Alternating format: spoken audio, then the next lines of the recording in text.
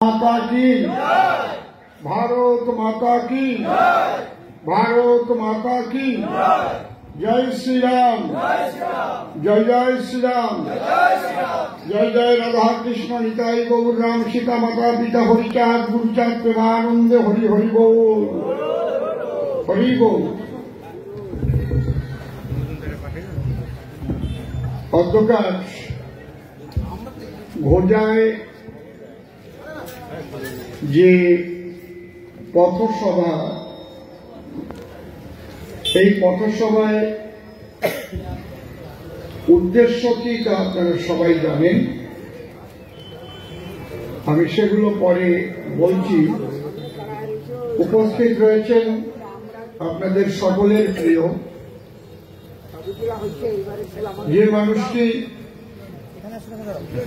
বনগাঁ সাংগঠনিক জেলায় যদি সর্বপ্রথম বিজেপিকে করে থাকে,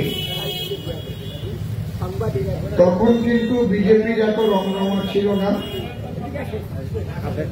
অনেক আগেকার কথা, আমি কবিগান গাইতাম কিন্তু আমি যোগাযোগ রাখতাম। কারণ যখন আমাদের প্রয়াত প্রধানমন্ত্রী, প্রিয় প্রধানমন্ত্রী শ্রদ্ধেয় অটলজি থাকাকালীন পোখরানে বিস্ফোরণ হয়েছিল পরীক্ষামূলক, আমেরিকা আমাদের বিরুদ্ধে অনেক নিষেধাজ্ঞা জারি করেছিল। সেই সময় আমার একটা ক্যাসেট বের হয়, ফিতা ক্যাসেট, আপনারা শুনেছেন, Bill Clinton versus Atal Bihari Vajpayee. আমি তখন অটল বিহারী বাজপেয়ী হয়ে জবাব দিয়েছিলাম, আর আমেরিকার প্রেসিডেন্ট হয়ে প্রশ্ন করেছিল আমার শিষ্যপুত্র প্রভাত সরকার। মনে আছে তো? সে ক্যাসেট এত বাড়াচ্ছিস কেন? সেই ক্যাসেট মার্কেটে খুব হিট করেছিল। তখন ভারত মাতা কি জয় কেউ বলে না, আমার ক্যাসেটটার নামই ছিল ভারত মাতা কি জয়। এবং সেই সময় থেকে আমার বাবাজি স্বপন মজুমদারের সঙ্গে যোগাযোগ। আমি রাষ্ট্রবাদী মানুষ, সনাতনী মানুষ, মানবতাবাদী মানুষ, মনুষ্যত্ববাদী মানুষ। আমি কিন্তু শুধু হিন্দু, মুসলমান, খ্রিস্টান, বৌদ্ধ, শিখ, জৈন, পার্সি, আমি ওই একমুখী মানুষ না। আমি জানি মানুষ পরে ধর্ম নেয়, মানুষ আগে মানুষ হয়। সেই সময় দেখেছি আমি, আজকে যিনি বিধায়ক হয়েছেন সকলের শ্রদ্ধেয়, আগাগোড়াই বিধায়ক হওয়ার আগেও তিনি মানুষের সঙ্গে যোগাযোগ রাখতেন।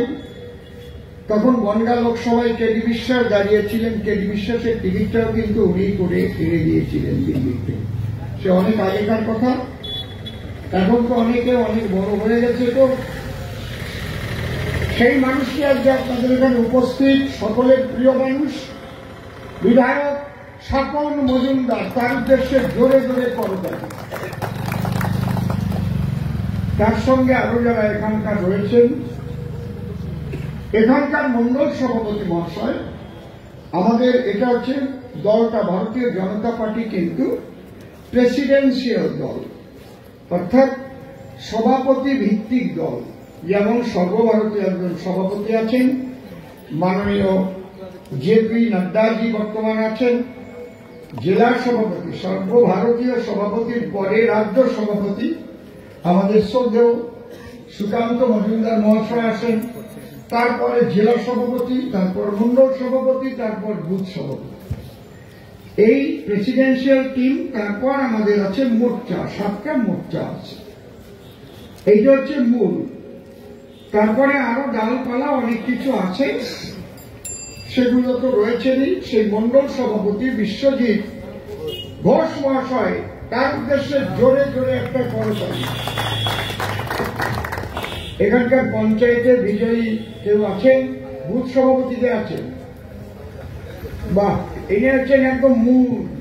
আমরা বুথ মজবুত। কি নাম? কানাইলাল সরকার। আপনাকে তো আমার দরকার।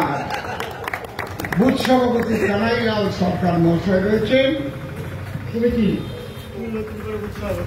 তুমি নতুন বুথ সভাপতি, তুমি একজন বুথ সভাপতি, যার যার বুথ শেষে রক্ষা করবা। বুথ সভাপতিদের হচ্ছে সবচাইতে বেশি দায়িত্ব থাকে।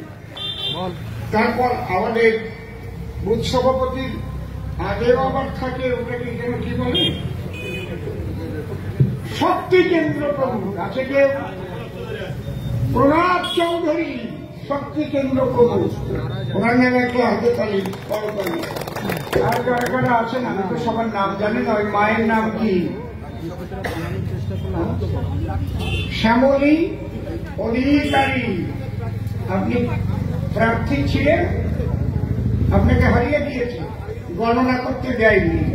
আচ্ছা, আমি জানলো, সব জানি কি কি ঘটনা ঘটেছেন, সব জানি কি কি কায়দায়, মানে লজ্জাহীন কতগুলো ভিডিও, আর কি বলবো। ও গণনা করতে দেয়নি, পঞ্চায়েত সমিতি গণনা করতে দেয়নি, জেলা পরিষদে তো থাকতেই দেয়নি, ইচ্ছা মতো যা ইচ্ছে তাই করেছে। যারা যারা এখানে এসেছেন, সামনে যারা সাধু গোসাই পাগল বৈষ্ণব, যারা সমস্ত সনাতনীরা এখানে এসেছেন, যারা হচ্ছে এনাদের চেয়ারে বসিয়েছেন, কারণ আপনারাই চেয়ারে বসান, আপনারাই চেয়ার থেকে খসান। 34 বছরের জগদ্দল পাথর আপনারাই সরিয়েছিলেন। আবার আপনারা যদি ইচ্ছা করেন তাই দুর্নীতিগ্রস্ত সরকারকেও সরাতে পারেন, সেটা আপনাদের একটা ভোটের দ্বারাই হয়। এই দুর্নীতিগ্রস্ত সরকারকে সরানোর দায়িত্ব আপনাদের। আমি বলবো না যে আপনি বিজেপিকেই ভোট দেবেন, তৃণমূলকেই ভোট দেবেন, এরকম আমি বলি না। আপনারা দেখবেন কাকে ভোট দেওয়া উচিত, তাকে আপনারা ভোট দেবেন। কাকে ভোট দেওয়া উচিত আপনাদের, তাকে আপনারা ভোট দেবেন। ভোটাধিকার হচ্ছে যার যার মৌলিক অধিকার। কিন্তু দুঃখের বিষয়, এমন একটা দল পশ্চিম বাংলার ক্ষমতায় রয়েছে যারা মানুষের ভোটাধিকার, মৌলিক অধিকার তারা খর্ব করা ছাড়া আর কিচ্ছু জানে না, জোর জবরদস্তি করে তারা ক্ষমতায় আছে। যদি মানুষ সঠিক ভোট দেয়, তাদের যদি ভোটাধিকার অনুপাতে সরকার গঠন হয়, সরকার মানে কি, by the people, of the people, for the people, জনগণের দ্বারা, জনগণের জন্য, জনগণের সরকার। এটা তো এখন তা হচ্ছে না। এ হচ্ছে বাই দ্য দুধের গাভী, by the Mastan, by the police. এই হচ্ছে এদের সরকার, আর কিচ্ছু না। একদম বাই দ্য পুলিশ প্রশাসন, by the Mastan, by the দুধের গাভী, একদম বাই দ্য চোর, বাই দ্য শাসক, বাই দ্য দুর্নীতিগ্রস্ত। এদের দিয়ে এরা সরকারের টিকে আছে। এভাবে চিরকাল টিকে থাকতে পারে না, পারবে না। তাহলে সিপিএম কোনোদিন যেত না, তারাও চিরকাল থাকতো, ভয়ের কোনো আপনাদের কারণ নেই। আজকে যে এখানে পথসভা, তার বিশেষ উদ্দেশ্য হচ্ছে আপনারা এখানে যারা এসেছেন, হিন্দু, মুসলমান, খ্রিস্টান, বৌদ্ধ, শিখ, জৈন, পার্সি, যাই থাকেন না কেন, সবাইকে আমি আবার শ্রদ্ধা জানাচ্ছি। যারা বাজারের ব্যবসায়ী বৃন্দ এবং তৃণমূল যদি কেউ আশেপাশে বসে চুপচুপ করে আমার কথা শোনেন, তাহলে আমি যে কথাগুলো বলবো, যদি আমার কথায় কোনো ভুল থাকে, আমি মিথ্যা কথা বলে রাজনীতি করি না, একটা কথাও আমি অথেন্টিকতা ছাড়া বলি না। যদি আমার ভুল ধরাতে পারেন, আপনারা এখানে দাঁড়িয়ে 2-3 দিনের মধ্যে মিটিং করবেন, আমার কথার জবাব দেবেন। যদি দিতে পারেন, তারপরে আবার 2 দিন পরে আমি আবার এখানে এসে আপনাদের জবাব দেব। সে ক্ষমতা অসীম সরকার রাখে। আজকে সনাতন ধর্ম বিপন্ন। কেন আমাদের বলতে হবে হিন্দু হিন্দু, ভাই ভাই? এইগুলো বলতে খারাপ লাগে না? আমরা ভারতবাসী সবাই ভাই ভাই নাকি? ভারতবাসী, ভিন্নভাষী, আমরা বাস করি পাশাপাশি, কেউ শ্রমিক, কেউ চাষি, সবার মধ্যে ভালোবাসাবাসী নিয়ে আমরা বসবাস করব। এমন এই বাংলার ক্ষমতায়, আমাদের দিল্লির ক্ষমতায় মুসলমান ছিল না, রাজত্ব করেনি নাকি? করেছে তো। ওই যে বাবার আবার কি কয়, হয়েছে জ্বর নাকি, বাবার হয়েছে আবার জ্বর, সারিল ঔষধে, এগুলো করে নাই? তার আগে হিন্দু রাজা ছিল না, হিন্দুদের থেকে মুসলমানরা রাজত্ব করেছে, মুসলমানের থেকে ব্রিটিশ নিয়েছে, আবার ব্রিটিশ চলে যাওয়ার পরে আবার আমরা রাজত্ব করছি, তাই তো? পশ্চিমবাংলায় মুসলমান মুখ্যমন্ত্রী একদিন হতেও পারে, সারা ভারতের প্রধানমন্ত্রী কোনো মুসলমান হতেও পারে, কারণ ভারতের রাষ্ট্রপতি যখন মুসলমানের আব্দুল কালামজি হয়েছিলেন, তাহলে হতে পারে না এমন কোনো ব্যাপার নাই। কিন্তু এমন একটা ভয় ধরে গেছে যে মুসলমান হলেই যেন আমাদের কীর্তন বন্ধ হয়ে যাবে, আমাদের তুলসী তলায় পরিবার চলবে না, আমাদের সরস্বতী পুজো বন্ধ হয়ে যাবে, আমাদের দুর্গা পূজায় ঢাক বাজবে না, আমাদের এগুলো বন্ধ হয়ে যাবে, আমাদের তুলসীর মালা থাকলে গলা কেটে দেবে। এইরকম একটা বিশাল ভয়ের সঞ্চার আমাদের মধ্যে হয়েছে। ঠিক কিনা বেশি বলুন আপনারা, হয়েছে তো? এই জন্যই আমাদের আজকে একতাবদ্ধ হতে হচ্ছে। কিন্তু আমাদের একতাবদ্ধ হওয়ার একটা দিক, ভীষণ একটা অসুবিধাও আছে। কোন মুসলমানকে যদি বলা হয় যে তোমার ইষ্টকে, তুমি তার ইবাদত করো, এক কথায় বলবে আল্লাহ, লা ইলাহা ইল্লাল্লাহ মুহাম্মাদুর রাসূলুল্লাহ, বলবে না? কোন খ্রিস্টানকে যদি বলা হয় তুমি কার উপাসনা করো, গড, পিতা পুত্র পবিত্র আত্মা, এই ঈশ্বর তুমি ধন্য একমাত্র ঈশ্বর। আমি যদি আপনাদের এখানে জিজ্ঞেস করি আপনারা কার উপাসনা করেন, কার ধ্যান করেন, একজনও বলতে পারবে এক কথা? উনি কবেন আমার বাবা হরিচান, উনি কবেন আমার কৃষ্ণ চান, উনি কবেন আমার কালী, উনি কবেন আমার রাম, উনি বলবেন আমার শিব। বলবে না? ঠিক বলছি না বেঠিক বলছি? কথাগুলো ভালো করে বুঝে। এর একটা ভালো দিক আছে আর একটা খারাপ দিক আছে। ভালো দিকটা কি? সনাতন ধর্ম হচ্ছে সাধনার স্বাধীনতা দেয়। এই ধর্ম এমন একটা ধর্ম যে ধর্মে সাধনা কি করলি রে ভাই, কি করলি? হ্যালো বলুন রে, ওইটার মধ্যে তৃণমূল ঢুকছে নাকি?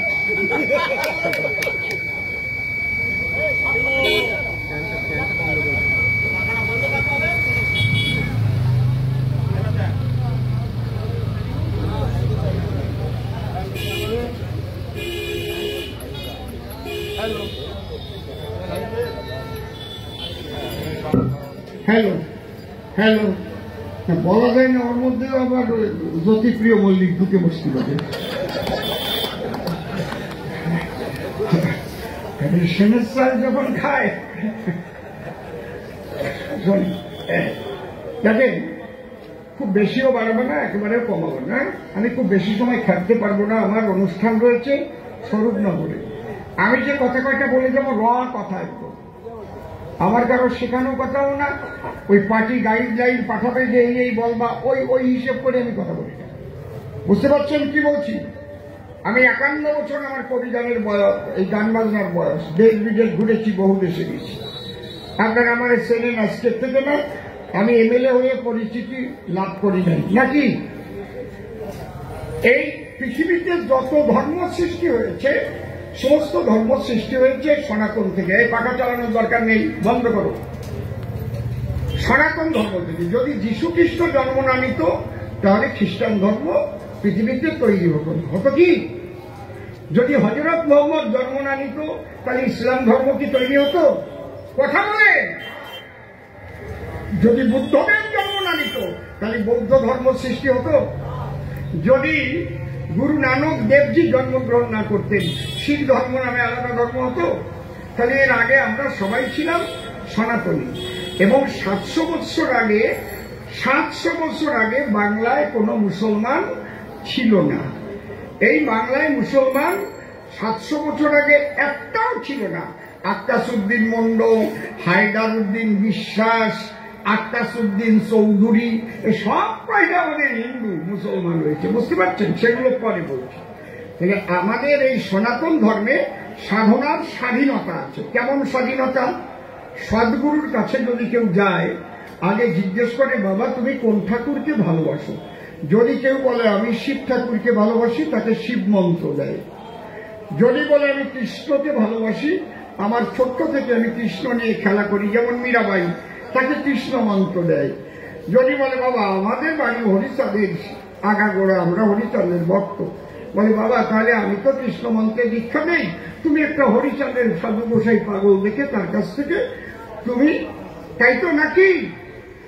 এই সাধনার স্বাধীনতা আছে, রুগী অনুপাতে পত্য দেয়, ধরিয়ে বান্ধেই বলে না যে এই যে তোমার করতেই হবে। এই সাধনার স্বাধীনতা আছে বলে গীতায় ভগবান বলেছেন যে যথামান প্রপদ্যন্তে তাং তথৈব ভজাম্যহ মম বর্তানুবর্তন্তে মনুষ্য তথ্য সর্বস্ব। হে অর্জুন, যে যেভাবে আমাকে ভজন করুক না কেন মূলত আমাকেই করে। কালী ভজন করলেও তাকেই করা হয়, হরিচন্দ্রের ভজন করলে তাকেই করা হয়, এক শক্তি ছাড়া তো আর কিছু নাই। এই জন্য আমাদের দেখবেন চণ্ডীতে লেখা আছে যা দেবী সর্বভূতেষু শক্তি রূপেণ সমস্থিতা নমস্তস্যৈ নমস্তস্যৈ নমস্তস্যৈ নমো নমঃ। বুঝেছেন ব্যাপারটা? আমি এমন একটা গুরুর শিষ্য যার নাম শ্রী শ্রী ঠাকুর ভবা পাগলা, যার পায়খানার মধ্যে কালী মূর্তি রাখা, পায়খানার মধ্যে কালী। আমি বললাম পাগল তুমি পায়খানায় কালী রাখছো কেন? এ শালা, পায়খানায় কালী নাই, কালী ওই চণ্ডী থেকে দে যা দেবী সর্বভূতেষু শক্তি রূপেণ সংস্থিতা, এখানে তো লেখা নাই পায়খানা বিবর্জিতম। তাহলে সবকিছুর মধ্যেই আমার মা আছে, সমস্ত জীবের মধ্যেই সেই শক্তি বিরাজিত। এর নাম সনাতন ধর্ম। তারা কিন্তু কাউকে হিংসা করে না। এই জায়গা, এই সনাতন ধর্মের উপর দাঁড়িয়ে বিশ্বপ্রিয় মোদীজি তিনি ক্ষমতা পাওয়ার পরেই ভারতীয় জনতা পার্টি যা যা করেছে বলতে পারবেন না হিন্দুদের জন্য আলাদাভাবে কিচ্ছু করেছে। প্রথম জিরো ব্যালেন্সের বই সেই কথা যদি কই, তাহলে সেখানে কি মুসলমানরা করে নাই জিরো ব্যালেন্সের বই? লাফাই লাফাই যে করেছে, যে দেখো হিন্দুদের চাইতে বেশি করেছে, পাচ্ছে তো। ভ্যাকসিন যে দিয়েছে 140 কোটি মানুষের, তার মধ্যে মুসলমান বাদ দিয়ে দিয়েছে। বাড়ি বাড়ি যে জল, হ্যাঁ, জল জীবন মিশন, এ আমার এক ফল। জল দেওয়ার টাকা আইছে, খালি নল দেশে সব টাকা মারিয়ে খাইছে, জল আর দেয় না। বুঝতে পারছেন ব্যাপারটা কি? প্রধানমন্ত্রী আবাস যোজনা, এ তোমরা বোঝো না যে হিন্দু খ্রিস্টান বৌদ্ধ শিখ সবার জন্য দিচ্ছে? এই জায়গায় দাঁড়িয়ে ভারতীয় জনতা পার্টির মূল মন্ত্র হচ্ছে সবকা সাথ, সবকা বিকাশ, সবকা প্রয়াস, সবকা বিশ্বাস। ওই হিন্দুকার সাথ ওই রকম না, কিন্তু এমন একটা ধর্ম সারা পৃথিবীতে নাজেল হয়েছে, সে ধর্মটার নাম ইসলাম ধর্ম। তারা কিন্তু তাদের কোরআন, আমাদের এখানে ব্যাগের মধ্যে কোরআন আছে, কোরআন আপনার কাছেও আছে, গুগল সার্চ করলে আপনি পেয়ে যাবেন। আমি একদম পৃষ্ঠা ভালো করে ওখান থেকে ফটোকপি করে করে রেখে দিই। ওখানে লেখা, হে মুসলমানগণ, অমুসলমানদের কখনো বন্ধু বলিয়া মানিয়া লইবে না, কাফেরদের যেখানে পাইবে সেখানে বন্দী করিবে, নির্মম ভাবে হত্যা করিবে। কিন্তু যদি তোমাদের থেকে, কাফেরদের থেকে তোমাদের কোনো ভয়ের কারণ থাকে, তাহলে তাহাদের সঙ্গে তোমরা শান্তি চুক্তিতে আবদ্ধ হও। তারপর তোমরা যখন আবার শক্তি সামর্থ্য জোগাড় করিতে পারিবে, তোমাদের 20 জন যোদ্ধা ওদের 200 জন কাফেরকে পরাজিত করার সাধ্য তোমাদের আল্লাহ তাআলা দান করবেন। ওই 200 জনকে খুন করার পরে ওদের ঘরের যে সুন্দরী দাবি, ওদের তোমরা মারবা না, ওদের এনে তোমরা ভোগ করবা। তাতে কি হবে? আল্লাহ তোমার জন্য বেহেশতে 72,000 মাখনের মতো নরম নরম মেয়ে মানুষ তোমাদের জন্য রেখে দিয়েছে, ওইগুলো তোমরা ভোগ করবা। এ কোনো ধর্মের কথা হয়? এ কোনো ধর্মের কথা হয়? এই ধর্মের উপর দাঁড়াইয়ে আজকে মুর্শিদাবাদ এই মন্ত্রে দীক্ষা দেয়। কোথায় দেয়? মাদ্রাসায়। এই মন্ত্রে দীক্ষা দিয়ে জিহাদি তৈরি করে, এই মন্ত্রে দীক্ষা দিয়ে হিন্দু নিধনের মন্ত্র শিখায় বলে আজকে মুর্শিদাবাদে এমনি ভাবে ঘর থেকে টেনে টেনে টেনে টেনে তুলসীর মালা গলায় কিভাবে কুপিয়ে খুন করেছে। তার আগে বাড়িগুলোকে চিহ্নিত করে গেছে, কোনটা হিন্দু বাড়ি, কোনটা মুসলিম বাড়ি। আজকে আমি চুপ করে আর থাকবো না। কেন? এতদিন আমি চুপ করে ছিলাম, এখন আর চুপ করে থাকার সময় নাই। আমি বলছিলাম ভালো হয় নাকি, ভালো হয় নাকি।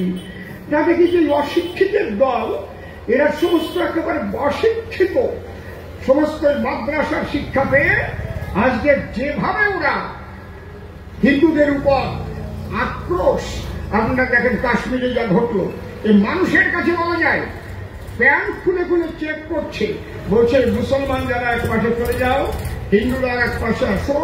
যদি কোনো হিন্দু বলে, মিথ্যা কথাও বলে আমি মুসলমান, তাহলে তার প্যান্ট খুলে চেক করছে তুমি হিন্দু না মুসলমান। এইভাবে গুলি করে করে মেরেছে এই কাপুরুষের দল। আরে তোরা নপুংসক, তোরা কয়েকজন একটু ভ্রমণে গেছে, তাদের এইভাবে মেরেছিস। যদি পাপের সাধ্য থাকে আমার সেনাবাহিনীর সামনে আয়, তারপরে বলবো তোদের ক্ষমতা কেমন। সাধারণ মানুষ তারা গেছে ভ্রমণ করতে, আর তাদের বেছে বেছে খুন করছে। আমার মুখ্যমন্ত্রী, মাননীয় মুখ্যমন্ত্রী, তিনি মুর্শিদাবাদে যে এইভাবে খুন হয়েছে, একবারও কি তিনি উচ্চারণ করেছেন কাশ্মীর বা মুর্শিদাবাদ নিয়ে যে জেহাদি ইসলামী সন্ত্রাসীরা এই খুনটা করেছে? বলেছে? বলেছে দেখুন, তাহলে আমি কান ধরে আমি 10 বার এখানে উদ্বোস করব। উনি ওদের বলেছে দুধের গাই। উনি প্রথম আসার পরে দিয়েছেন ইমাম ভাতা। যদি ইমাম ভাতা পেতে হয় মুসলমানদের, তাহলে আমাদের দলপতি ভাতা পাবে না কেন? আমাদের যারা মন্দিরে পূজা করে পূজারী ভাতা পাবে না কেন? ঋত্বিক ভাতা পাবে না কেন? তাহলে উনি আসার পরে কিন্তু মুসলমানদের বাড়াবাড়ি আমরা দেখতে পাচ্ছি পশ্চিমবাংলায়। ঠিক বলছি না বেঠিক বলছি? আমি একদম প্রমাণ দিয়ে দেব। ওনার যদি লজ্জা থাকতো তাহলে উনি কিন্তু মুখ্যমন্ত্রী পদ ছেড়ে দিত এতদিন, তাই না হলে ফিরহাদ হাকিমের বিচার করত। ফিরহাদ হাকিমের মতো ক্যাবিনেট মন্ত্রী, সে বলল ইসলাম নিয়ে যে জন্মগ্রহণ না করেছে সে দুর্ভাগা, তাদের দাওয়াত দাও, ইসলামে দাওয়াত দাও মুসলমান ধর্ম গ্রহণ করবার জন্য। তাহলে সবচাইতে বড় দুর্ভাগা পশ্চিমবাংলার মুখ্যমন্ত্রী। তিনি বারবার বলে থাকেন আমি হিন্দু ধর্মে জন্মগ্রহণ করেছি, আমি ব্রাহ্মণ কুলের মেয়ে। তুমি যদি ব্রাহ্মণ কুলের মেয়ে হয়ে থাকো, হিন্দু ঘরের মেয়ে হয়ে থাকো, আজও কেন ফিরহাদ হাকিমের বিচার তুমি করলে না? যে এত বড় বাজে কথা বলার তুমি কে? আর আমাদের রাজ্যে কতগুলো নপুংসক পুলিশ, তারা কেন স্ট্রাইক করলো না? হিন্দু পুলিশগুলো তারা কেন করবো না স্ট্রাইক? যে আমরা হিন্দু হয়ে জন্মগ্রহণ করেছি, আমরা নাকি দুর্ভাগা, আমরা রাইফেল ধরবো না, পোশাক পরবো না আজকের থেকে, এর বিচার না হওয়া পর্যন্ত। কিসের চাকরি? ভিক্ষা করে খাবো, কিন্তু তুমি আমাকে বলবে দুর্ভাগা মুসলমান হয়ে জন্ম নেই নাই বলে। এই চাকরি করছেন আপনারা? বাঁচা যায় না? আমি অসীম সরকার গাড়িতে ভিক্ষা করেছি, ভিক্ষা করে বেঁচেছি, কিন্তু অন্যায়ের সঙ্গে কখনো আপোষ করি নাই। দরকার হলে আবার ভিক্ষা করে খাবো, মাঠে জল খেতে খাবো, কিন্তু এই জাতীয় কথা কখনো কিন্তু আমি সহ্য করা মানুষ নয়। এই বেটা ফিরহাদ হাকিম, হাকিমের বাচ্চা, ওকে যা গালাগালি দিতে ইচ্ছে করে সে গালাগালি আমার মুখে দিলে আপনারা খারাপ করবেন। এই হাকিমের বাচ্চা, কেউ কি হিন্দু হয়ে জন্মায় না মুসলমান হয়ে জন্মায়? সবাই মানুষ হয়ে জন্ম নেয়। সবাই, একটা মুসলমানের ছেলে জন্ম নিল হাসপাতালে, তার পাশে যদি অসীম সরকারের একটা বাচ্চা হয়, ওই সদ্যজাত দুটো শিশুকে যদি এই টেবিলের উপরে রাখা হয়, পৃথিবীর কেউ বলতে পারবে কোনটা মুসলমান আর কোনটা হিন্দু? পারবে? কেউ পারবে? বলেন, কেউ পারবে? কথা বলেন না কেন? কেউ পারবে কি? কেউ পারবে না। যখন আমরা রক্ত নিতে যাই, আমার ব্লাডের দরকার হয়, তখন কি আমরা দেখে নেই যে কোনটা মুসলমানের রক্ত না কোনটা হিন্দু রক্ত? গুরুকে মিশে গেলে আমরা সেই রক্ত নেই। এর নাম সনাতন ধর্ম। সনাতন ধর্মে এই শিক্ষা দেয়। আল্লাহ তাআলা যদি মুসলমান করে এই পাঠাতো, তাহলে চোখ একটু কাটিয়ে দিয়ে পাঠাইছে, কানের ফুটো দেশে, নাকের ফুটো দেশে, মুখ কাটিছে, প্রস্রাবখানা তৈরি করেছে, পায়খানা তৈরি করেছে, ওই আগাটুক একটু কাটিয়ে পাঠাতে পারত না? পাঠাই নাই কেন? হ্যাঁ, হাকিমের বাচ্চা যদি মুসলমান হয়ে জন্ম নেয়, তাহলে ওই আগাটুক কাটিয়ে পাঠাই যাইছে, এর জবাব যেন দেয়। তৃণমূল যদি কেউ থাকে, সেই জায়গায় জায়গায় সে জবাব দেয়। প্রশ্ন করে গেলাম, তাহলে আমিও পূর্ণ দেহ নিয়ে জন্ম নিয়েছি। নৈশ শান্তি নিকেতনে মাতা পিতা দুইজনে মিলন রসস্বাদনে। যখন হয় মিলন, পিতার পিতৃসত্তা নেমে এসে আশ্রয় করে মায়ের গর্ভাবাসে। স্পাম ওভাম মিলে শেষে যায় গর্ভণ করে হয় কোষ বিভাজন। এই হচ্ছে প্রজনন বিজ্ঞান। সেখান থেকে একটা বাচ্চা তৈরি হয়, তাই না? সেই বাচ্চাটা হিন্দু না মুসলমান এ বোঝা যায়। তারপরে ধর্মের দাগ লাগে গায়ে, আর ওই হাকিমের বাচ্চা পায় মুসলমান হয়ে যে জন্মগ্রহণ না করেছে সে নাকি দুর্ভাগা। আর সব হিন্দুরা এখনো সেই দলে তৃণমূলের ঝান্ডা নিয়ে ঘোরে, হিন্দুরা এখনো তৃণমূলের সেই দলের ঝান্ডা নিয়ে ঘোরে। আরে নিজের ধর্ম রক্ষা করো আগে, তারপরে হবে কথা। তুমি তৃণমূল করো, কংগ্রেস করো, সিপিএম করো, যা করো না কেন, কেন রাস্তায় নামলে না? যে ফিরহাদ হাকিমের বিরুদ্ধে আমরা নামলাম যুদ্ধে। ফিরহাদ হাকিম যত সময় নাকে খত না দেবে, ওকে মন্ত্রিসভা থেকে যতক্ষণ না বরখাস্ত করা হবে, ততক্ষণ আমাদের হিন্দু সমাজ রাস্তার থেকে উঠবে না। শুধু ভারতীয় জনতা পার্টি লড়াই করে যাচ্ছে। আমরা বিধানসভায় লড়াই করছি ভিতরে, আমরা বাইরেও লড়াই করছি। আজকে আপনাদের ধর্ম রক্ষার সবাই এসেছে। এই ধর্ম রক্ষা করতে গেলে আজকে ভুলে যান আপনার গলায় পইতে আছে, আপনি ব্রাহ্মণ বলে অনেক হিংসা করেছেন ছোট জাত বলে। আজকে আপনি মেথরকে কোলে নেন, আপনি মুচিকে ভাই বলে আলিঙ্গন দেন। মুচির মেথর যে যেখানে আছে, রাম ভক্ত, কালী ভক্ত, কৃষ্ণ ভক্ত, ওরা যখন কাফের বলে গুলি করবে তখন কিন্তু আপনার পয়সা দেখে গুলি করবে না, শুধু বলবে হিন্দু না মুসলমান। সে দেখবে না আপনি মেথর, না মুচি, না নমশূদ্র, না ব্রাহ্মণ, না ক্ষত্রিয়, শুধু প্রমাণ নেবে ওই প্যান্টটা খুলে আপনার কাটা আছে কিনা। আজকে যদি আপনি ঐক্যবদ্ধ হতে না পারেন, এই বাংলা থেকে যদি এই সরকারকে 26-এ উৎখাত করতে না পারেন, লাস্ট চান্স আপনাদের, এই যে আপনাদের লাস্ট চান্স, আমি করজোরে বলে যাচ্ছি, যারা এতদিন সাধারণ মানুষ তৃণমূলকে ভোট দিয়েছেন, একটা ভোট আর তৃণমূলকে দেবেন না। চোখ বন্ধ করে এবার বিজেপিকে ভোট দিয়ে বিজেপিকে আপনারা আনেন। যে ভয় দেখায় লক্ষ্মীর ভান্ডার বন্ধ করে দেবে, অমুক বন্ধ করে দেবে, যা একবার চালু হয় তার বন্ধ হয় না। লক্ষ্মীর ভান্ডার ওরা যদি 2000 দেয়, আমরা 3000 দেব, আপনারা চিন্তা করবেন না। কোনোটা কমবে না, কোনোটা বন্ধ হবে না, বরং বাড়বে। এই জন্য আপনাদের ঐক্যবদ্ধ হয়ে আজকে অন্যায়ের বিরুদ্ধে আপনাদের ধর্ম রক্ষার্থে আপনাদের ঐক্যবদ্ধ হতে হবে। একমাত্র ভারতীয় জনতা পার্টি ছাড়া রক্ষা করার আপনাদের কেউ নাই। আমি আর অত ঘন ঘন আসবো না। যদি আমার কথা শুনে বোঝেন যে অসীম সরকার বলে গেছে, তা ওই তৃণমূলের নেতাগুলো কিন্তু আপনাদের ভুল বুঝাবে। কারণ কি, ওই সরকার পাইতে গেলে ওই চোরের দল পলাবার জায়গা পাবে না। দেখবেন আগে ছিল একটা টালির ঘর, একটা মিলি 3 বার বাড়াতো, 2 টান দিয়ে নিবই হতো, পরে আবার খাতো। এখন সেই কুকুর বান্ধা শিকলের মতো শোনাচ্ছেন, হাতে বাবু, ওরে বাবা রে বাবা, রোল করবে চশমা। তাই এ কোথায় তোমার বাবার টাকা? সমস্ত জনগণের টাকা মেরে মেরে ফাঁক করে দিয়েছে। 26,000 চাকরি গেল। যদি হাইকোর্টে কথা অনুযায়ী, সুপ্রিম কোর্টের নির্দেশ অনুযায়ী যোগ্য এবং অযোগ্যদের ভাগ করে দিত, ঘুষ তো পেয়েছিস তোরা। তোরা তো জানিস যে কোন কোন কারে কারে ঘুষ খেয়ে আমরা চাকরি দিচ্ছি, সেইগুলো ভাগ করে দিলে আজকে কিন্তু যোগ্য প্রার্থীগুলোর কোনো অসুবিধা হতো না। এত দুর্নীতি আমার বলতে গেলে 2 দিন লাগবে। এমন কোন জায়গা নাই যে দুর্নীতি করে নাই। এখনো যদি আপনারা ভুল করে তৃণমূলকে ভোট দেন, এই নেতাদের কথা শুনবেন না। নেতারা যদি বলে মিছিলে চলো, যাবা, মিছিলে যাবা, তাইলে এবার রাত্রি যে কেলাবে, এই তুই মিছিলে যাস নি, অততে বড় করে তৃণমূলের পতাকা বাঁধবা, একদম তুমি যেন বড় তৃণমূল হয়ে গেছে, বুঝতে পারছো? এরকম করবা। কিন্তু ভোটটা দেওয়ার সময় মনে রাখবা, আমি সনাতনী, যদি আমি পদ্ম ভুলে ভোট না দেই, তাহলে কাশ্মীরের মতো প্যান্ট খুলে দেখে আমাকে মারবে, আমাকে মুর্শিদাবাদের মতো ঘর চালিয়ে দেবে, আমার দোকান ভেঙে দেবে। এইটা কিন্তু মনে রেখো, ওই ছবিগুলো মনে থাকে যেন। এইটুকু বলে আজকের মতো আমি আপনাদের কাছ থেকে